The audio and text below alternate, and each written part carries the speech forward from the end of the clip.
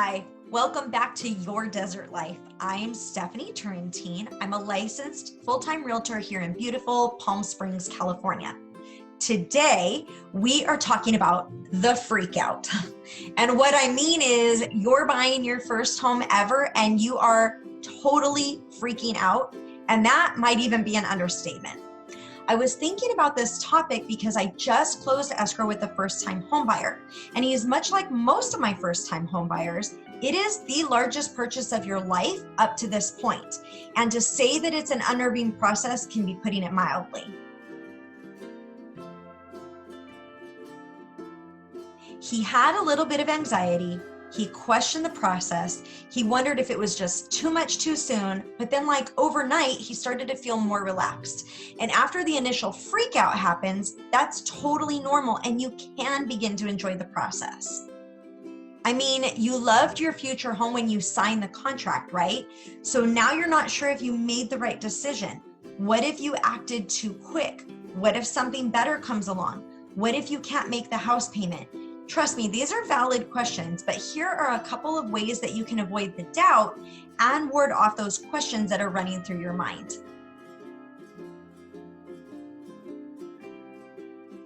First, you should double check your wants and needs list.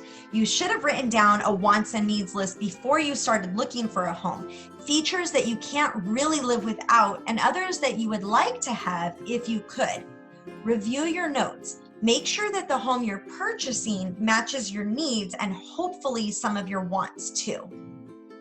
Ask yourself this: are the qualities that made this house stand out from the others that you looked at different? Did you find many houses that met your needs, or was this one a rarity?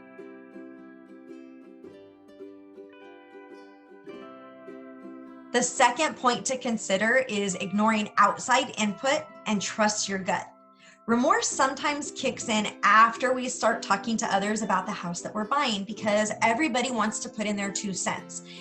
They usually mean well, but it's not uncommon for friends and family to question your choice and question what you paid for, especially if it's your first home purchase and they consider themselves to be seasoned pros.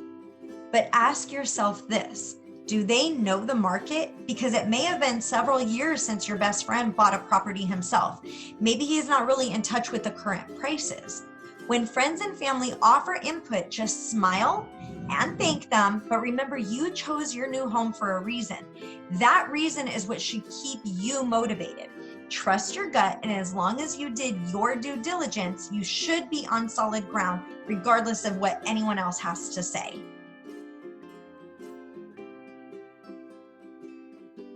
Next point, stop looking at other houses. You are making a huge mistake if you keep looking at homes after you've opened escrow. You are under contract to buy a home. So looking at other homes as they hit the market can only fuel any buyer's remorse that you might have and make you question your decision even more. The best rule of thumb is to unsubscribe from all of those email alerts and delete any listing apps like Zillow, Redfin, Realtor from your phone. Trust me, you will be better off for it.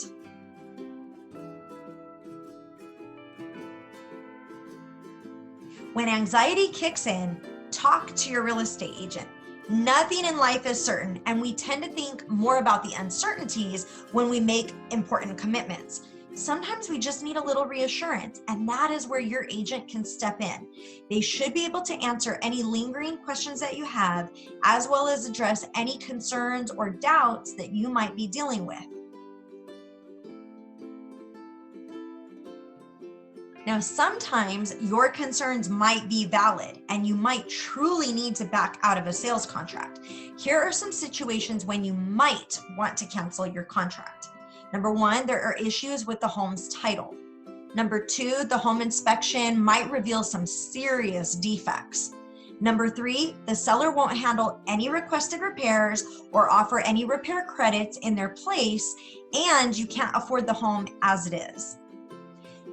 Number 4, the home doesn't appraise for the price that you offered. Maybe the seller is not willing to reduce their price. They want you to come out of pocket and you just simply can't do that. Or lastly, your financing falls through. Studies have examined that the first-time home buying experience is actually an anxiety-inducing process, and some people have actually shed tears during the home buying process. And if you're a couple, don't be surprised if you experience arguments along the way. It's normal and natural. The average homebuyer considers going on a job interview or even hosting a Thanksgiving dinner to be less stressful than buying a home.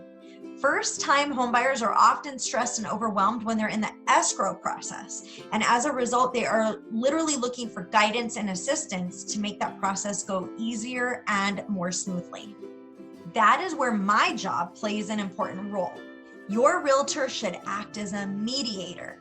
They should remain stoic and unemotional, and they just outline the facts. They're there to negotiate on your behalf and make sure that you're protected by your contingencies, working to get you the best deal possible with regards to any repairs and to make sure that you understand the process. Your realtor should never pressure you into buying a home. Instead, they should just lay out the facts, redirect you when anxiety strikes, and review the reasons you made an offer on the home in the first place. In a nutshell, you can certainly expect a measure of anxiety when buying a house, but don't lose sight of the fact that this is supposed to be an exciting time, not an occasion to lose sleep over and have panic attacks. Minimizing the stress is all about preparation. Rather than jumping into a home purchase blindly, take your time, educate yourself, do some legwork. You're going to live in your new home with its financial impact for a very long time. So take a step back and enjoy the process responsibly. Thank you so much for tuning in to this episode of Your Desert Life. I will be back next Monday at 9 a.m. with a new topic, and I look forward to seeing you soon. Thank you. Bye.